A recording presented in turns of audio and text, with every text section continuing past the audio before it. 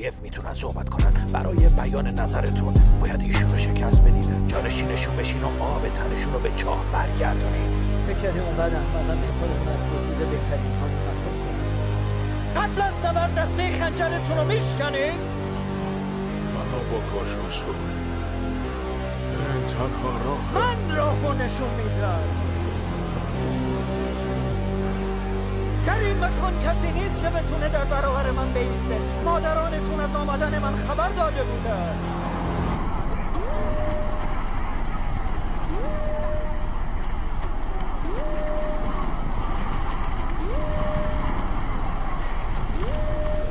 اونها تو رو بر حذر داشتن، ولی تو در خیالت حریف من میشی.